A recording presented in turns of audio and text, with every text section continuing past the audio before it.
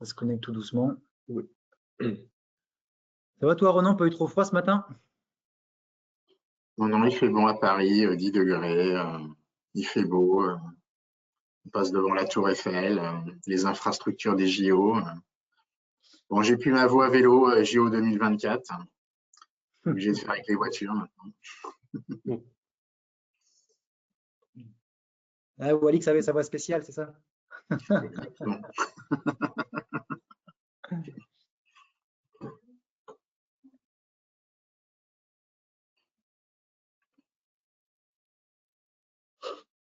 En tout cas, il y a eu un bel engouement pour les JO. Ouais. C'était plutôt sympa. C'était plutôt sympa, très sympa. Je pense qu'on a tous à peu près regardé à la télé les grands événements sportifs qui se sont passés pendant les JO. Moi qui suis un nageur, Léon. Après, j'ai dit Florent. Voilà. On a eu de la chance cette année. Ouais. Avec la natation, d'avoir Léon Marchand. Ça nous a bien aidé. C'est sûr que ça aide beaucoup.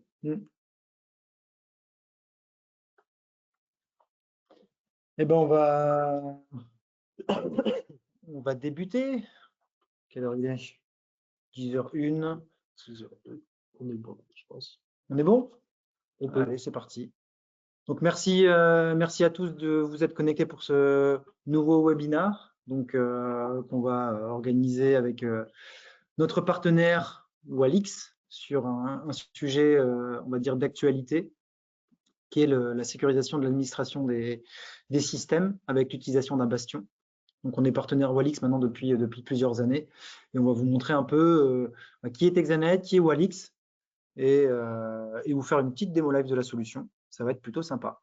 Donc, on est ensemble à peu près pendant 1 heure. Donc, on va avoir peut-être 45 minutes et un quart d'heure de questions. Donc, au niveau des questions, vous pouvez, dans le petit logiciel GoToWebinar, vous avez une section sur la partie questions. Donc, on reviendra à la fin de ce webinaire sur l'ensemble des questions que vous pourrez vous poser sur la solution ou sur Exanet.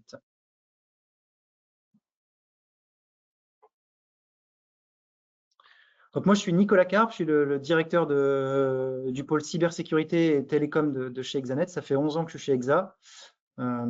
Sur les 4 dernières années, on a renforcé ce pôle et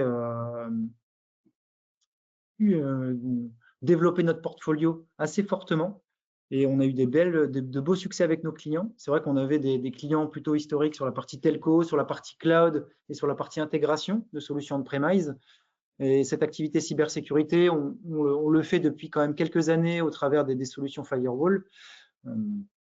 Et on a décidé en fait depuis 4 ans de vraiment activer fortement cette partie cyber avec tout un ensemble de solutions et notamment toutes ces solutions vont être raccordées à notre SOC dont fait partie Ethan. Et j'ai la chance du coup d'avoir Ethan avec moi aujourd'hui pour animer ce webinaire.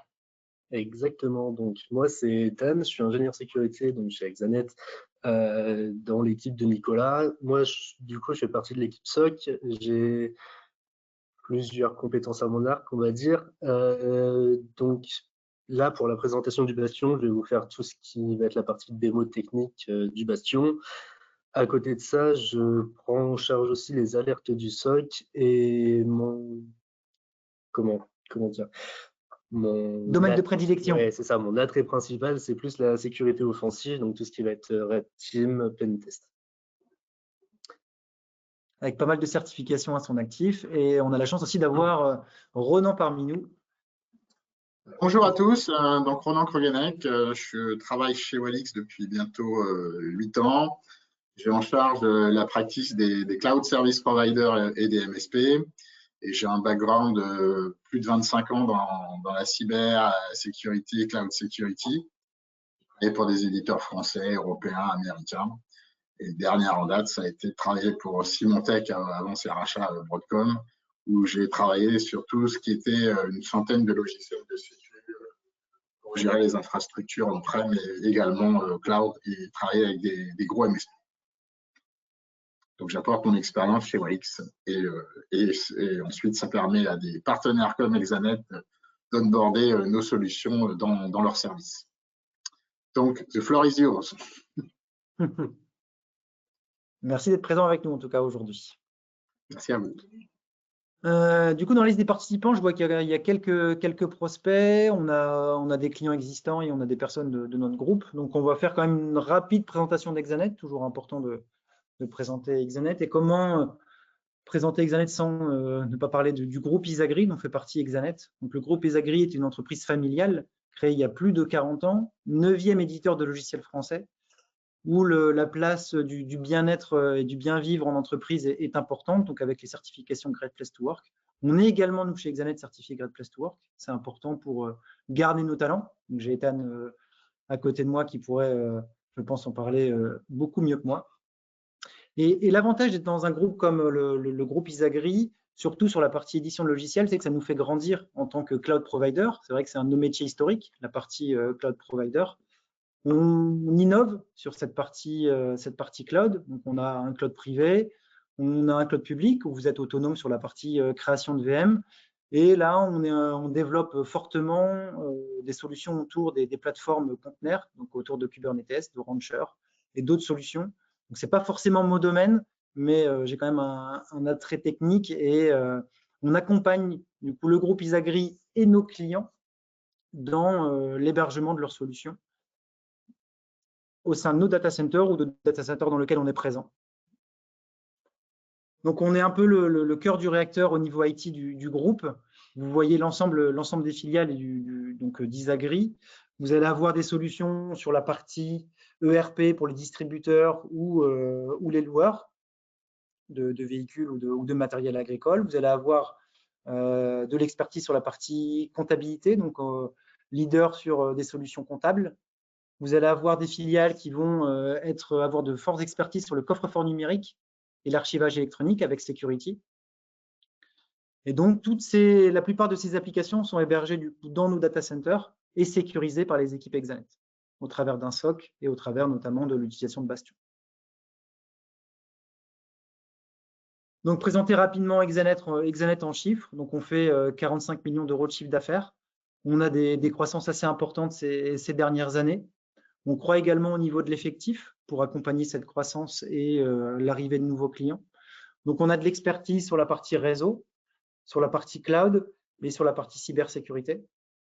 Et on a également des équipes d'ingénieurs ou techniciens qui vont aller se déplacer sur site client pour aller déployer des infrastructures, des postes de travail, mettre en place des baies informatiques. Donc, on est capable, au travers de toutes nos agences, donc on a 10 implantations régionales, de couvrir l'ensemble du territoire français. Comme je disais tout à l'heure, la partie cloud, c'est une expertise forte chez Exanet. Donc, on est présent dans 8 data centers en France. Et on a 7 chances chez Exanet d'avoir 2 data centers en propre qui sont situés sur Reims. Là, je regarde au travers de la fenêtre, je vois le data center d'Exanet et on va, semaine prochaine, inaugurer l'extension de ce data center avec l'ouverture de la seconde salle, un peu moins de 10 ans après l'ouverture du data center. Que serait Exanet sans des clients? Donc, on a une sensibilité sur la satisfaction client. Donc, on a 90% de nos clients qui sont satisfaits de nos solutions. Et un des gros points forts d'Exanet, c'est cette écoute client. On fait chaque année une enquête de satisfaction où on questionne nos clients sur les nouveautés qu'ils aimeraient avoir chez Exanet, sur les nouveautés produits. Et l'idée, en fait, c'est chaque année d'améliorer ce portfolio et de répondre de plus en plus aux besoins ou aux problématiques de nos clients. Pour montrer notre qualité, notre expertise, on a plusieurs labels. On en a représenté 4 ici, mais on en a d'autres. Et on a des certifications techniques aussi pour nos coéquipiers. Donc, on est expert cyber maintenant depuis plus de 4 ans. Donc, ça nous permet de répondre et de faire de la réponse à incident et d'accompagner nos clients en cas de cyberattaque, nos clients ou des prospects. Donc, on va faire de l'analyse sur les logs, on va faire de l'analyse sur le système pour essayer de découvrir comment l'attaquant est entré dans le système et comment remédier à cette attaque. On a également 2 certifications qui sont très importantes pour nous, que sont la HDS et ISO 27001. Donc, on est hébergeur de données de santé dans les data centers Exanet. Donc, on sécurise l'accès aux plateformes, on sécurise la sauvegarde, on sécurise des applicatifs. Et ISO 27001, c'est de l'amélioration continue sur la cybersécurité, la sécurité en général des infrastructures Exanet. Donc, on est audité chaque année et on doit prouver chaque année qu'on s'améliore dans le traitement des risques chez Exanet. On a une plateforme également Cloud Verified côté VMware depuis plusieurs années. Donc là, je vais passer assez vite sur ce slide. En tout cas, vous pourrez revenir dessus si vous le souhaitez parce que vous allez recevoir la vidéo après ce webinaire. En tout cas, on a 5 domaines d'activité chez Exanet. Donc, nos métiers autour de la connectivité et du réseau, donc tout ce qui tourne autour du télécom, donc très haut débit, et tout ce qui tourne autour de l'intégration de réseau LAN et Wi-Fi. On a également des compétences et de l'expertise sur les communications et de la collaboration, donc au travers de solutions de téléphonie type Centrex ou Teams, et aussi des solutions de visioconférence. La partie cloud avec l'ensemble des solutions, donc l'hébergement, location de baies, du PRA, du disaster recovery, de l'hébergement de sites web. La partie cyber, donc là c'est une forte activité, une forte croissance chez Exanet. C'est un des domaines qu'on veut présenter aujourd'hui avec la solution Bastion. Mais on est également on a également une équipe SOC. Donc il y a un SOC en 24/7 où on va récupérer l'ensemble des alertes de vos systèmes et on va regarder s'il n'y a pas un attaquant ou quelque chose qui se passe sur votre réseau. Et comme je disais tout à l'heure, on a également du service et de l'intégration. Donc on va intervenir sur site. On va avoir une équipe de chefs de projet, une équipe de service delivery manager. On va vous accompagner sur le traitement des risques, sur de l'audit, etc., etc. Donc là, vous avez les agences représentées sur ce petit slide. Donc Beauvais qui est le siège social d'Exanet, donc le siège d'Isagri, donc notre groupe. Et on est présent donc plutôt dans le nord de la France, Paris, Reims, Le Mans, Angers. Et sur ces dernières années, on a ouvert également le sud de la France, donc avec Lyon, Grenoble et Toulouse. Donc, ça nous permet de couvrir l'ensemble du territoire et chaque année, en fait, on ouvre des agences et l'idée, en fait, c'est d'être un acteur majeur national autour des solutions IT. C'est vraiment notre ambition. Ronan, je te laisse la parole. Je pense que tu vas être meilleur que moi sur la présentation de Walix. Eh ben, allez-y, next slide.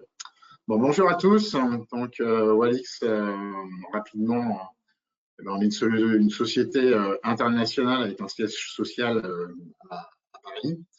On gère à peu près plus de 3000 clients à travers le monde. On fait 30 millions de chiffres d'affaires. On est coté à Euronext. On a des activités récurrentes qui représentent aujourd'hui plus de 60% de notre chiffre d'affaires. On a 3 centres de R&D, Paris, Rennes et Madrid. Et aujourd'hui, c'est plus de 200, bientôt 250 personnes à travers le monde. On travaille avec 300 revendeurs sur la planète et on couvre 90 pays.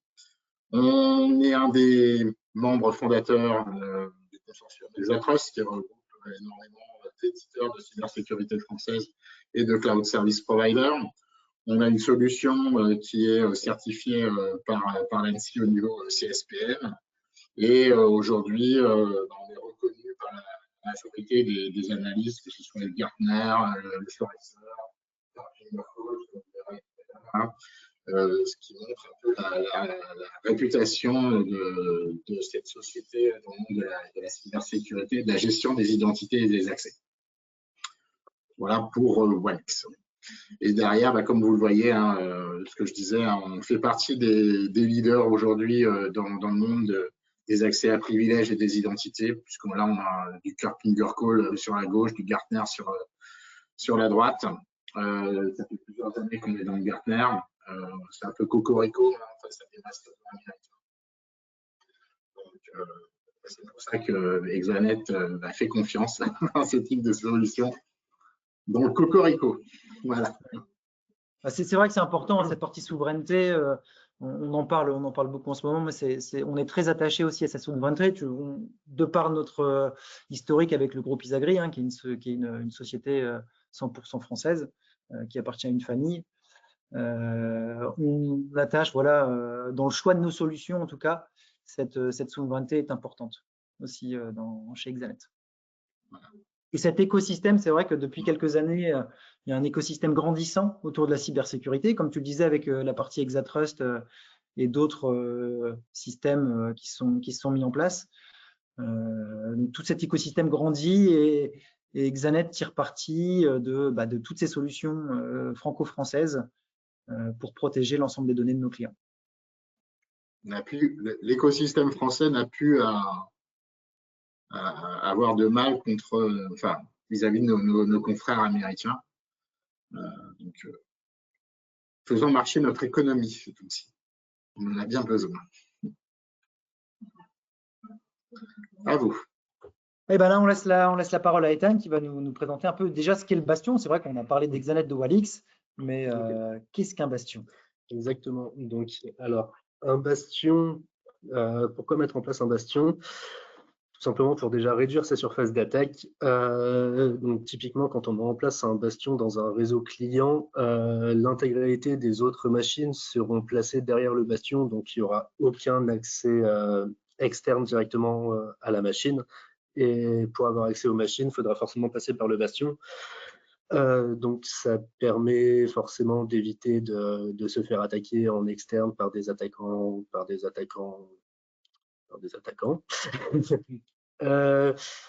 Ensuite, ça permet forcément de renforcer la gestion des identités.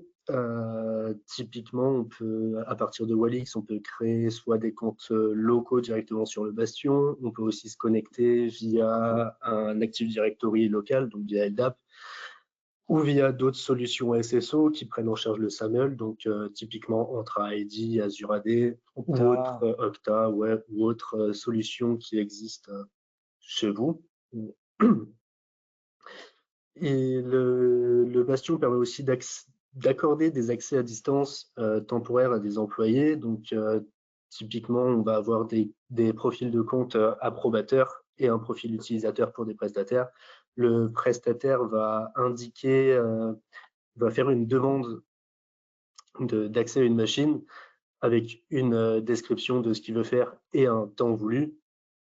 Et derrière, l'approbateur va soit directement pouvoir approuver sa demande et donc le prestataire aura accès uniquement dans le temps imparti, soit va refuser sa demande, auquel cas du coup l'utilisateur n'aura pas du tout accès à la machine. Ou troisième solution, l'approbateur pourra aussi diminuer ou modifier ou augmenter le temps nécessaire sur la machine en fonction de ce qui est indiqué dans le commentaire du ticket. Ça marche très bien en fait. Si vous avez un prestataire qui veut se connecter par exemple à vos plateformes, il doit faire l'installation d'un logiciel, une mise à jour d'un soft. Bah, vous lui donnez accès qu'à 1 heure, à 2 heures sur vos machines. Et il a accès déjà qu'à la machine. Vous avez la traçabilité de ses actions et au bout des 2 heures, il est déconnecté. Il ne peut plus se reconnecter. Il n'a plus la main sur vos machines. Ça évite d'avoir des accès comme ça qui traînent dans la nature. Et du coup, comme le disait Ethan tout à l'heure, de diminuer sa surface d'attaque. Exactement. Du coup, le bastion de Walix a aussi la chance de pouvoir être facilement adopté, aussi bien au niveau du déploiement qui est assez rapide. En soi, il suffit juste d'ouvrir les ports entre le bastion et les machines cibles. Il n'y a rien de plus à faire de ce côté-là. Et de l'autre côté, pour l'adoption rapide, l'avantage, c'est qu'il y a plusieurs méthodes de connexion qui sont très user-friendly. Et donc, même pour des gens qui ne sont pas forcément adeptes de l'informatique en règle générale, c'est une méthode assez facile de fonctionnement.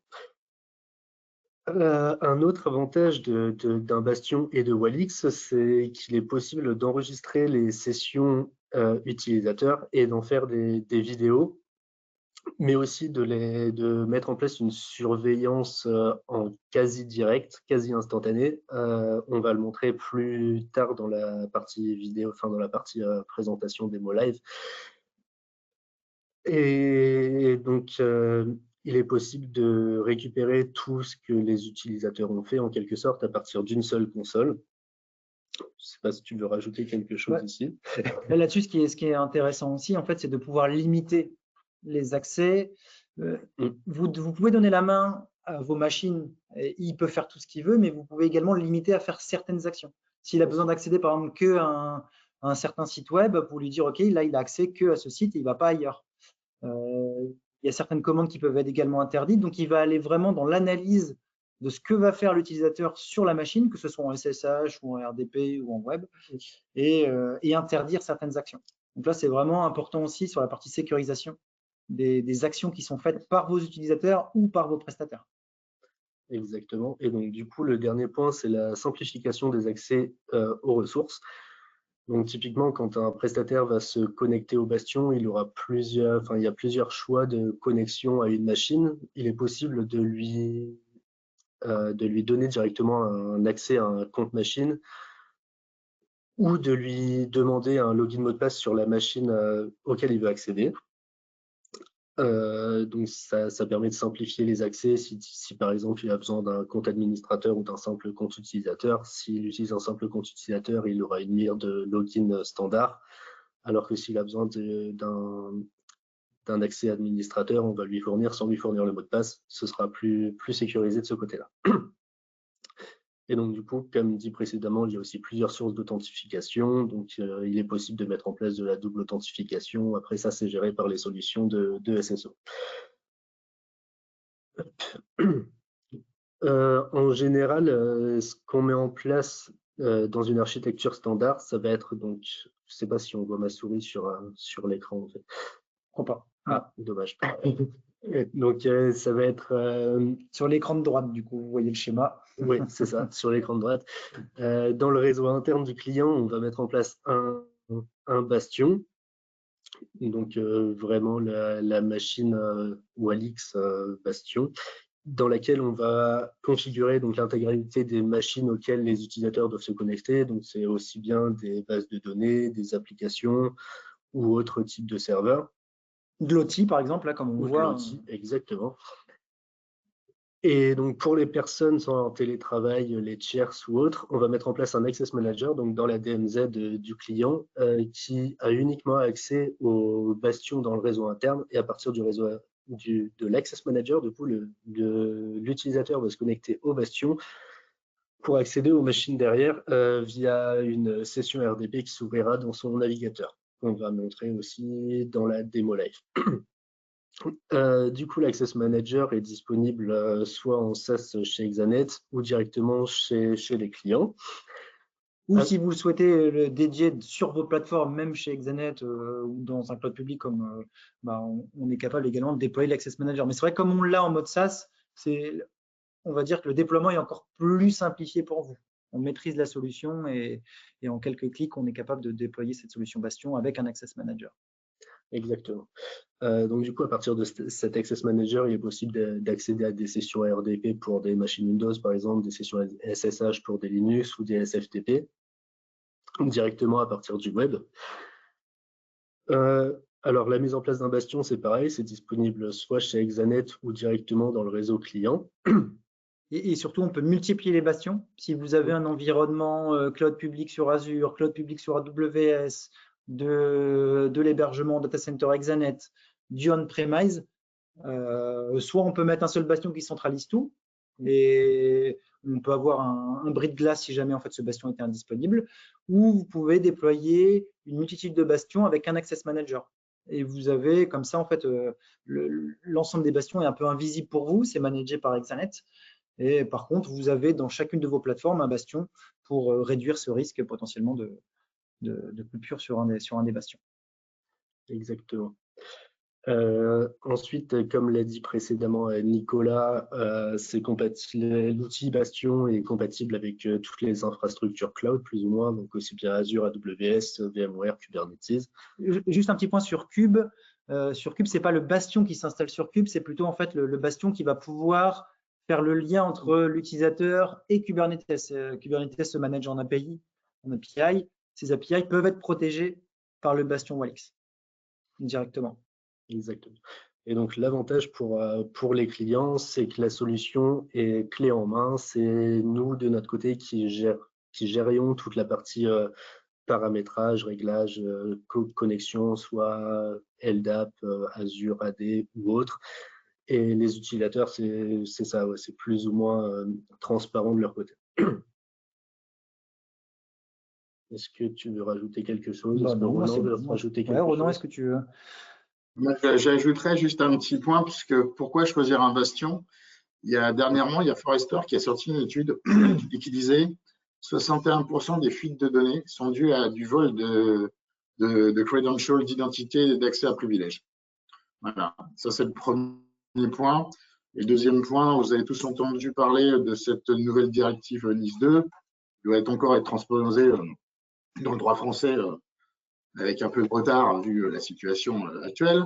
Mais il est bien indiqué qu'à l'article 89, des outils de traçabilité des identités, des accès doivent être considérés pour savoir un peu ce qui se passe sur votre périmètre. Voilà. À vous. Tout à fait. C'est pas faux. NIS 2 arrive bientôt.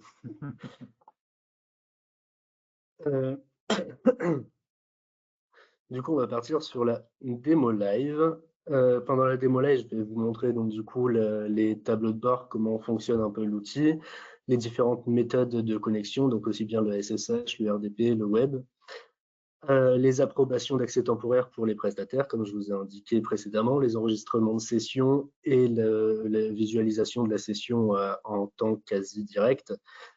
Une petite présentation de SSO avec la double authentification, l'Access Manager et aussi une petite partie envoi de log vers des XDRCM. Donc là, pour la démo, c'est vers Sequoia. Hop, donc je reprends la main ici. Donc quand on arrive sur le bastion, Tu repartages, oui. Je veux juste que tu repartages le bon écran. Ah, là, il y a une petite manip. Ici. Application.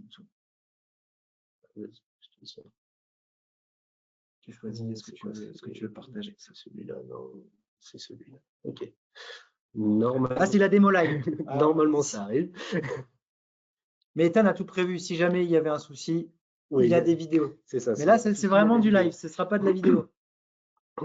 Du coup, quand on arrive sur le bastion, donc là, c'est le bastion Exanet, on arrive sur l'interface d'authentification. Donc, quand on se connecte avec un compte utilisateur, on arrive directement sur une interface comme celle-ci. Donc, c'est plutôt assez user-friendly. Donc, typiquement, on a le protocole utilisé, donc soit RDP, soit SSH, le nom de la machine à laquelle on se connecte. Et là, par exemple, on a plusieurs types de connexions. Donc ici, on n'a pas de nom d'utilisateur, donc ce sera une session interactive. Donc l'utilisateur devra indiquer son login et mot de passe à l'ouverture de la session. Ici, on a le démo user comme le nom d'utilisateur. Donc c'est une fonction de mapping de compte, comme on appelle ça. Donc ça va utiliser le même login mot de passe pour essayer de se connecter à la machine et au bastion. Et donc là, par exemple, on a aussi un compte, donc ça c'est mon compte à moi, qui se connecte sur la machine Bastion RDP. Donc ça c'est typiquement pour accéder à des comptes à privilèges sans donner le mot de passe aux utilisateurs. Donc quand un utilisateur va essayer de se connecter, il va cliquer donc sur la petite icône accès immédiat, donc soit l'ordinateur pour le RDP, soit le terminal pour le SSH. Donc là, on va essayer avec la session RDP. Donc ça va lui télécharger un fichier .rdp qui va pouvoir ouvrir directement, qu'il ouvre sur le mauvais écran. Je suis désolé. Hop. Et donc là, le RDP se fait sur le bastion, c'est ça? Exactement, le RDP se fait sur le bastion.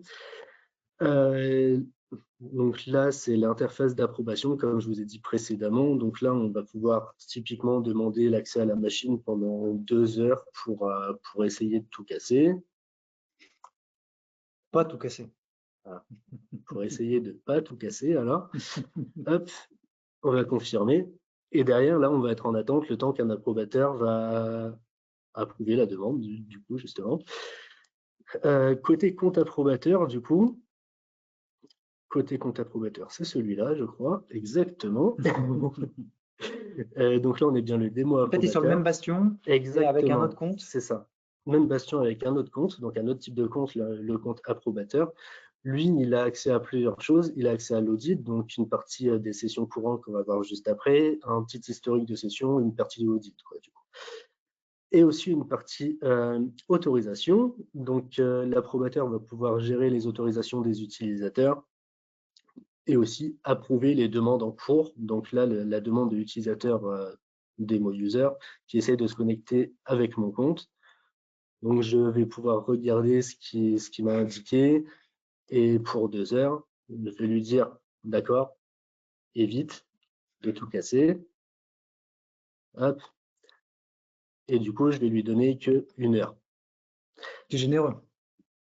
Bon, je vais lui donner. Ce qu'on peut ajouter également, Ethan, c'est que là, on l'a fait sur cette demande d'approbation de bastion à bastion, et qu'on Oui. pourrait tout à fait imaginer envoyer ça vers des outils de ticketing type Remedy, ServiceNow ou tout autre truc pour avoir un workflow au sein de l'entreprise.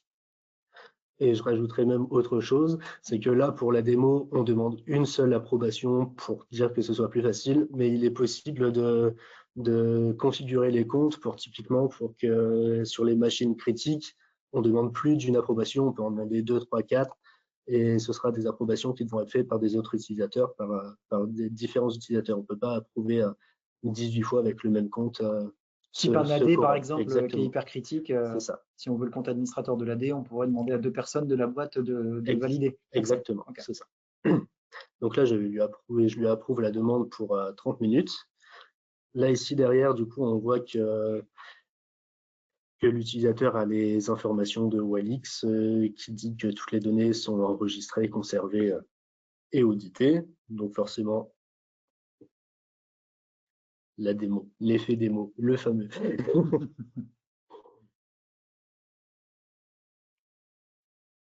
J'attire un point sur le screenshot qu'on vient voir, là, comme quoi tout va être enregistré. En fait, c'est d'un point de vue légal, puisqu'on est obligé de le mettre.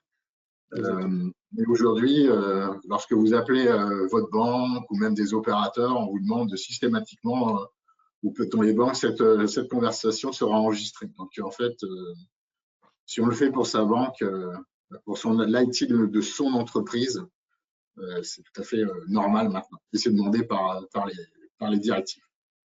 Exactement. Donc là, du coup, ça nous informe que la session sera fermée donc, dans 30 minutes, comme on a accepté que 30 minutes, et ça va nous ouvrir notre session.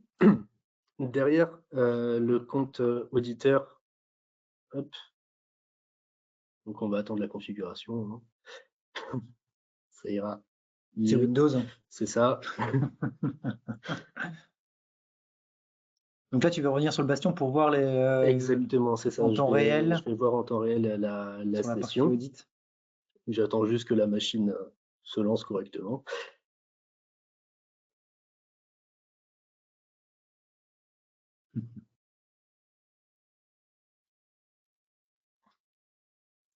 Voilà, parfait. Tu aurais pu prendre un Linux, quoi. C'est vrai, ça aurait été plus rapide, en effet. Du coup, là, sur la partie approbateur, dans la partie audit session courante, donc on voit que l'utilisateur, mon utilisateur demo user est bien connecté sur la machine avec mon compte. Et ici, il va être possible de voir en quasi instantané ce que je fais sur la machine. Donc, comme on peut voir, ça marche plutôt pas mal. C'est presque instantané. L'utilisateur a bien un petit pop-up qui lui indique que sa session est actuellement en cours d'observation. Donc là, si un prestataire vient, se connecte et doit installer quelque chose, on peut le surveiller en temps réel. Exactement, c'est ça.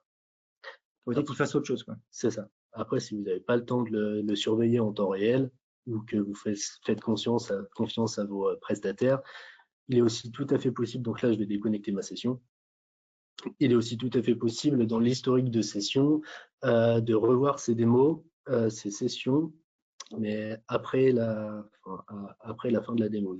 Puis après la génération de la vidéo. Exactement. Okay. Donc là, on va cliquer sur une des anciennes sessions. Voilà. Et ça va nous générer une pseudo-vidéo avec plusieurs logs, tous les logs de la machine en dessous. Donc on va voir ça. Et c'est quoi ces logs de la machine du coup? On va voir ça ensemble. Donc là, ici, on a le visualiseur de la session. Alors, c'est pas la même session, c'était une session de test qu'on a fait ce matin, donc il n'y a pas grand-chose dessus.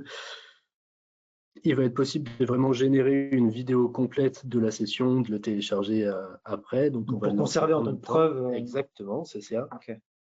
Et donc là, ici, on va avoir tous les logs, log Windows, log de la machine. Donc là, on peut voir typiquement les connexions allowed, les récupérations de certificats, les processus lancés, les tickets Kerberos, vraiment tous les logs Windows. Tout ce qui se passe. Et donc, c'est là où on pourrait potentiellement interdire, comme on voit toutes les commandes qui sont passées, on pourrait interdire certaines commandes. Par exemple, changer le mot de passe sur un Linux ou, c'est ça. Ou autre, on pourrait interdire ce type de commande. Exactement. Okay. Et donc, du coup, quand on télécharge la vidéo, ça nous met vraiment la vidéo complète de la session. Donc là, il y a J'ajouterais 2 points tout à l'heure sur on regarde ce que fait la personne qui se connecte. La personne peut aussi demander de l'aide. Et là, l'administrateur peut faire un enregistrement, être dans la même session et tout ça, et enregistrer pour assister une personne qui aura un souci ou lors d'une première connexion sur un environnement. Le deuxième point sur la vidéo qu'on vient de voir, c'est en fait un système de métadata, que ces métadatas vont être envoyés vers Sequoia, mais ça a quand même un avantage, cette vidéo, quand même, pour des néophytes. Imaginons qu'on soit attaqué. C'est plus facile de montrer à son directeur, au patron de la boîte, monsieur, on s'est fait attaquer, voilà ce qui s'est passé avec une vidéo, que des tonnes de logs, bits and bytes, où le mec il comprend rien. Voilà. C'est sûr. On est d'accord. On est d'accord là-dessus.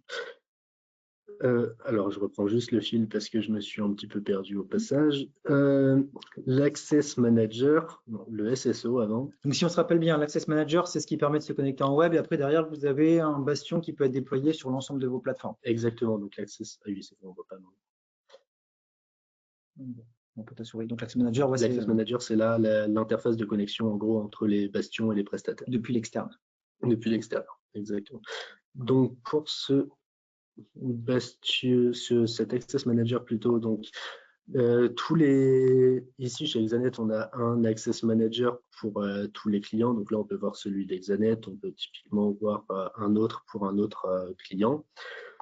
Et l'avantage, c'est que l'intégrité des domaines utilisateurs est uniquement disponible pour pour les personnes des clients. En fait, typiquement, un client d'un autre réseau ne pourra pas voir les méthodes de connexion d'Exanet ou d'un autre client. Hop, donc quand on se connecte avec un compte utilisateur, c'est pas le même compte utilisateur que j'ai utilisé là, c'est pas grave. On va avoir donc l'intégralité des machines, plus ou moins la même interface que le Bastion, comme on peut voir ici. Hein. En soi, il n'y a pas grand-chose qui change. C'est juste découpé en différents dossiers, donc des groupes de machines qu'on crée côté administration sur le Bastion. Et donc ici, la même chose, on clique sur le petit ordinateur. Ça va cette fois-ci pas nous télécharger un fichier RDP, mais nous ouvrir une session RDP dans le web, qui normalement fonctionne très bien aussi. Okay. Toujours la même chose, hein, forcément. Donc là, elle est enregistrée aussi. Oui, c'est ça, exactement. Même principe, même enregistrement, même endroit pour les récupérer. Et donc au niveau de la communication, il y a un tunnel chiffré qui est fait entre l'Access Manager et le Bastion. C'est ça, il y a un tunnel entre l'Access Manager et le Bastion et un tunnel entre le Bastion et la machine. En fait, ça va faire comme un rebond, un arc de cercle, exactement. Alors, l'avantage de ce genre d'outil, c'est qu'il est possible forcément d'envoyer des trucs, des copier-coller, de faire du copier-coller, d'envoyer aussi des fichiers, c'est très intéressant. Et donc ça, c'est principalement pour les personnes extérieures, les tierces parties, pour se connecter aux machines à l'intérieur du ça évite d'ouvrir le RDP. C'est ça, exactement. Comme parfois on peut le voir directement sur Internet, le RDP qui est scanné et brute forcé sans forcément de protection sur la machine. C'est ça. Et donc là, ça permet d'ajouter vraiment une couche supplémentaire.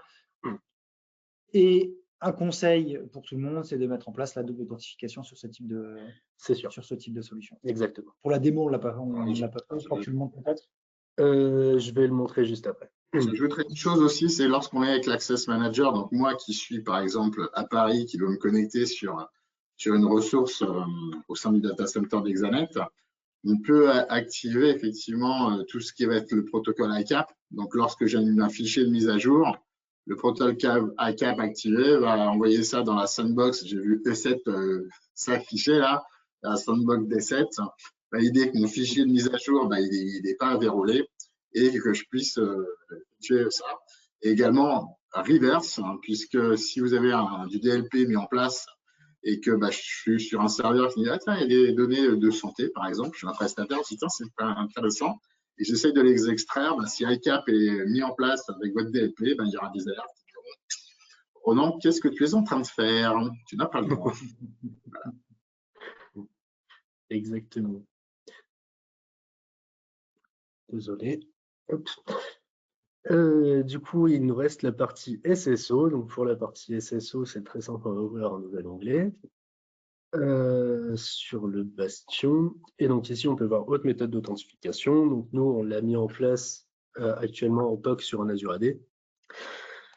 Azure AD sur lequel on a du SSO, de la connexion via donc login mot de passe plus soit une YubiKey, soit un token exactement.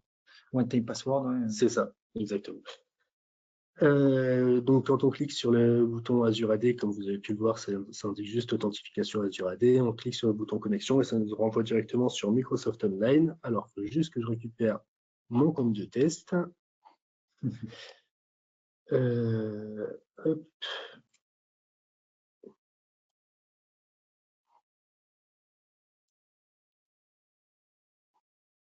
Là, c'est vraiment pour vous montrer comment il est simple, en fait, si jamais vous avez déjà une solution de double authent. Alors, si vous n'en avez pas, il y a des solutions en fait qu'on peut mettre en place avec Walix. Donc, Walix est aussi un outil de double authentification et de gestion de l'identité. Donc, on peut mettre aussi facilement en place un outil compatible Walix. Et donc là, c'est la méthode de connexion de Windows. Donc, soit par clé de sécurité, soit par appareil iPhone. Alors là, j'ai pas la YubiKey, donc on va utiliser une autre méthode. On va utiliser le one-time password qui est connecté ici aussi. Donc, un mot de passe qui est valable le 60 secondes. Et donc là, on est en train de le générer. Il ne vous le montre pas, mais sur le deuxième écran, il y a son petit logiciel pour générer ce one-time password. Donc là, c'est juste un compte de test. On n'a pas besoin de se rester connecté. Hop. Et donc, on arrive sur la même interface qu'un utilisateur standard. Donc là, il a accès à plus de machines. Et voilà, surtout, en fait, les comptes sont vraiment… Ce qu'il faut vraiment comprendre sur la partie Bastion, c'est que les comptes de connexion au Bastion sont différents des comptes de connexion sur les machines. Sur les machines, l'utilisateur qui va se connecter ne connaît ni le login ni le mot de passe. Exactement. Il va connaître son compte pour se connecter au Bastion, mais tout ce qui est derrière au niveau de l'authentification va être masqué à l'utilisateur. Et donc, comme on en parlait tout à l'heure, on peut faire de la rotation de mots de passe assez facilement parce que personne ne connaît les mots de passe. Donc, personne n'a besoin de les connaître. Et donc, l'outil Walix va être capable de rotationner les clés SSH, de rotationner les mots de passe des comptes utilisateurs assez facilement, sans impact sur les connexions administrateurs ou prestataires. Exactement.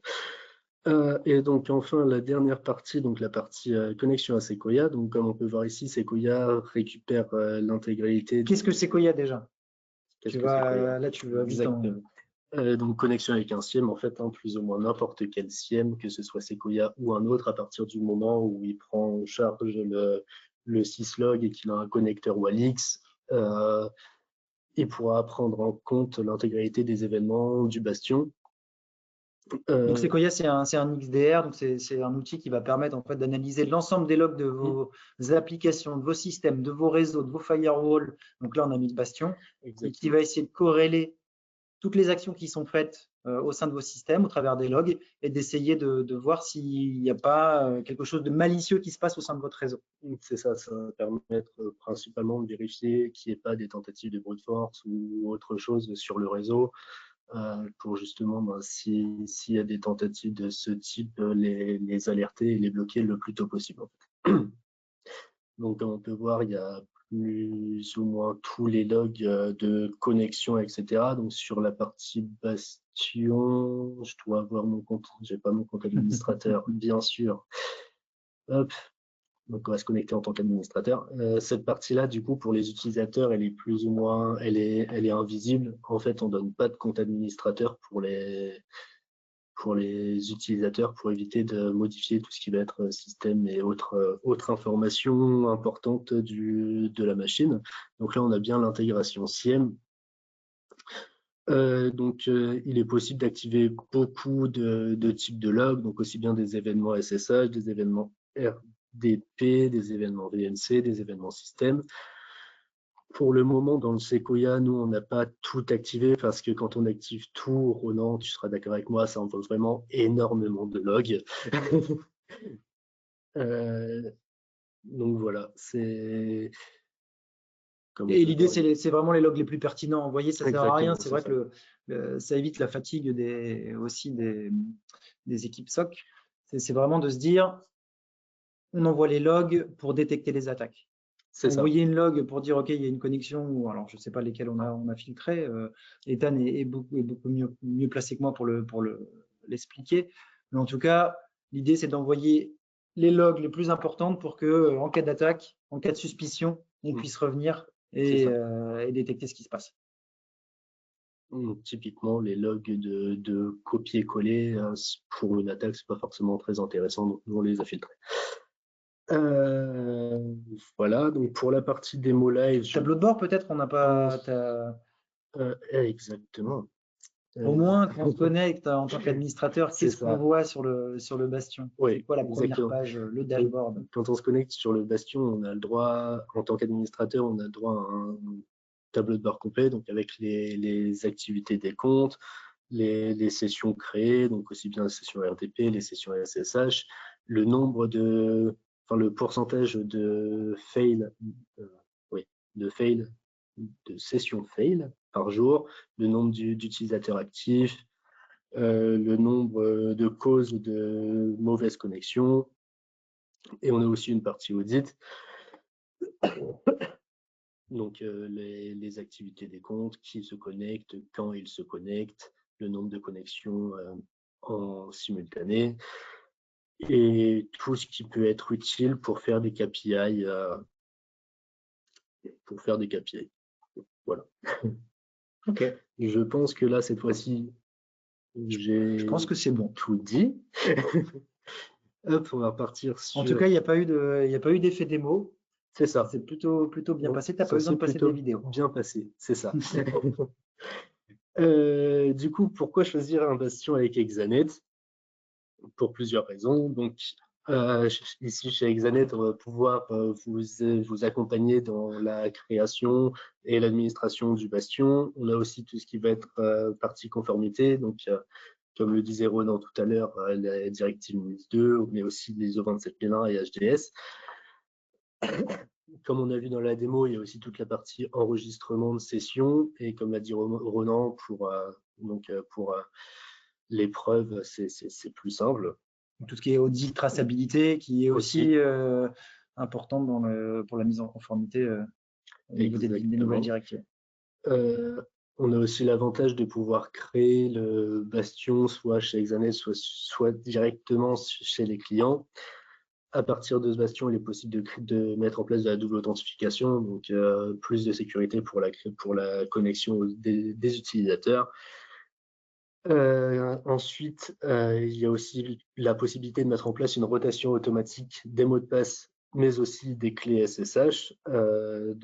Tout est transparent pour les utilisateurs. Les utilisateurs ne connaissent pas les mots de passe des machines.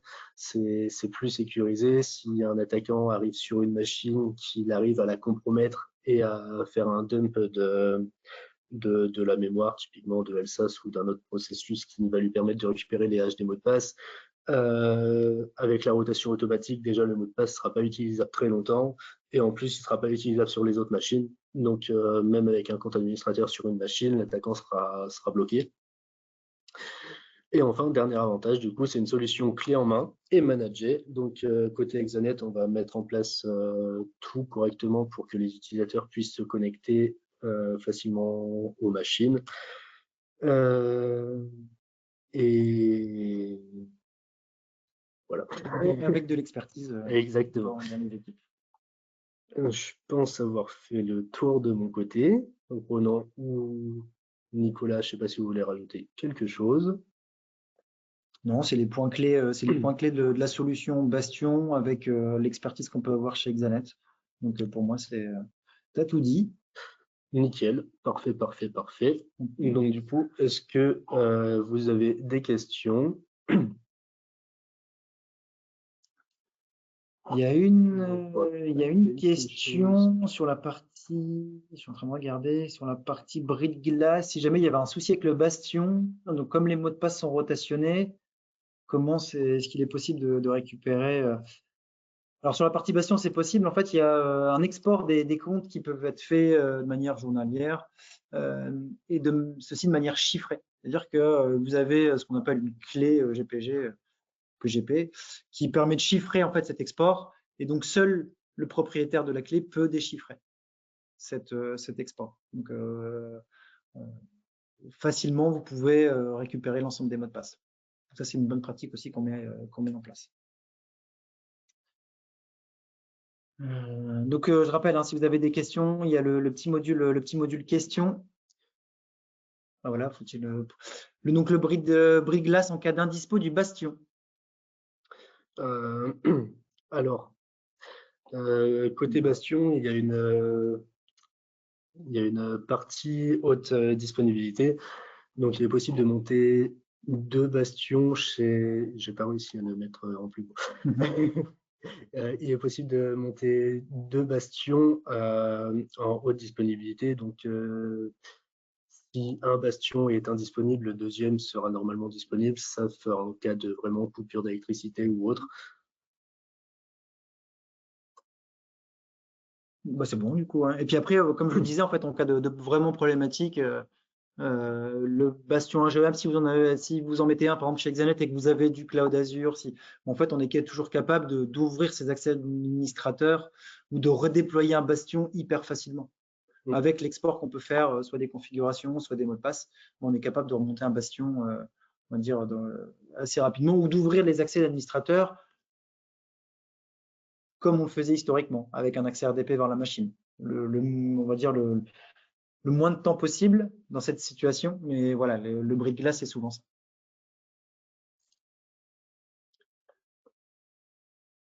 Et il y a une question, en fait, si une application n'est pas administrable via RDP ou SSH, on l'a vu tout à l'heure, je ne sais pas si Ronan, tu veux prendre la parole, par exemple? On a plusieurs, là on a parlé des RDP et SSH, on a plusieurs protocoles qui sont supportés, du VNC, du Telnet, du Airlogging, et on a également ce protocole qui s'appelle Universal Tunneling, qu'on va utiliser sur des applications legacy et également sur tout ce qui va être environnement industriel pour se connecter directement à des SCADA, des PLC, voilà, sans avoir à mettre de serveurs de rebond. L'enregistrement est un peu moins riche que ce que en RDP et SSH, mais vous avez quand même des traces qui sont tout à fait exploitables.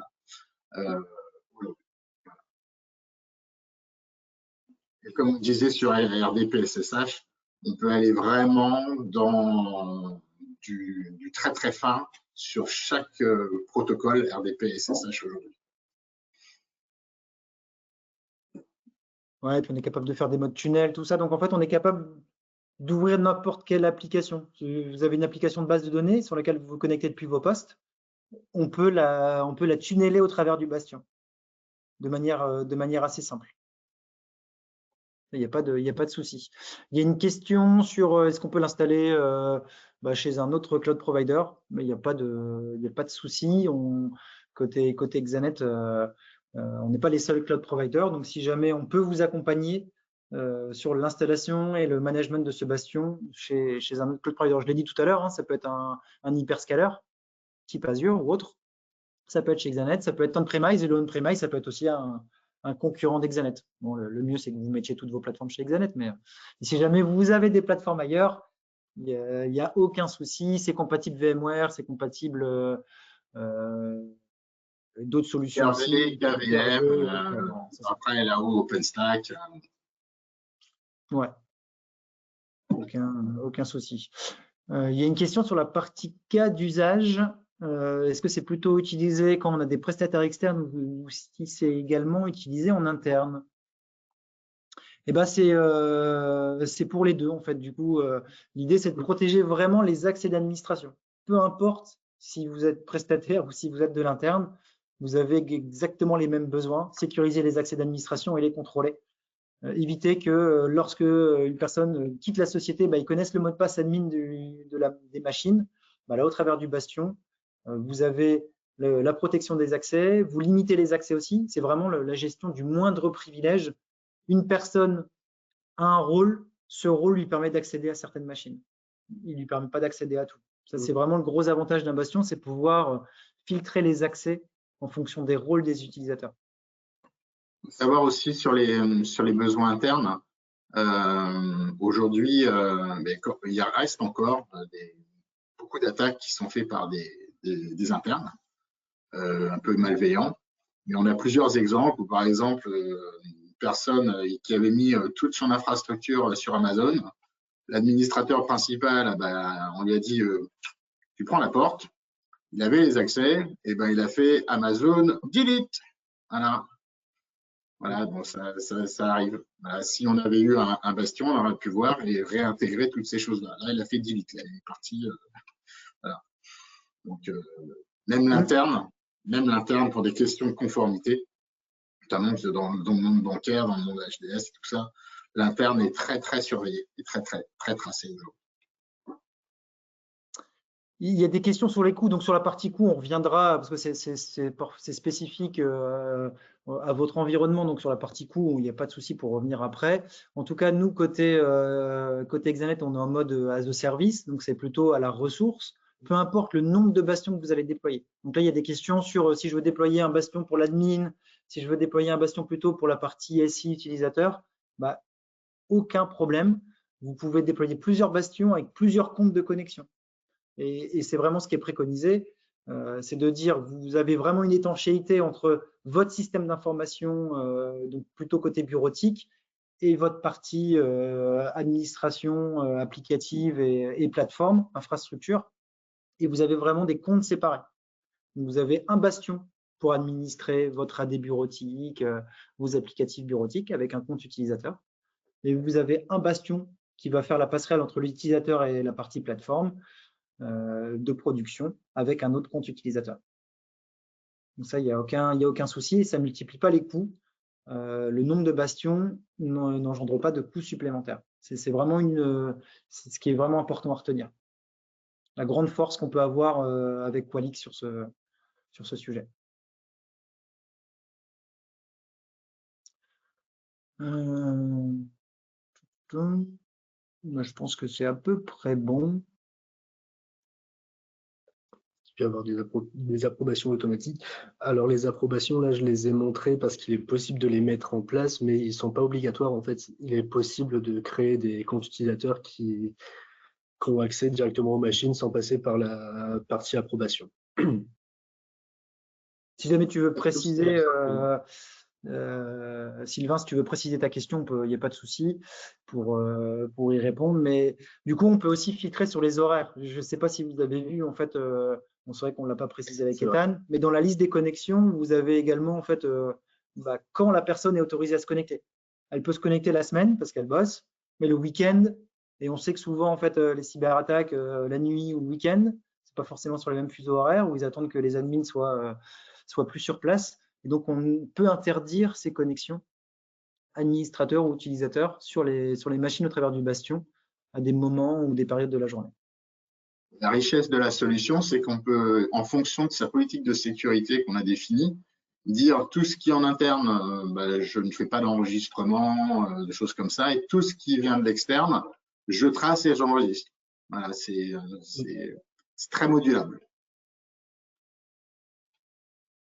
Sylvain, on reviendra vers toi sur la question d'auto-approbation et puis est-ce que les droits peuvent être accordés automatiquement? Si tu veux, on reviendra plus précisément vers toi après sur cette question.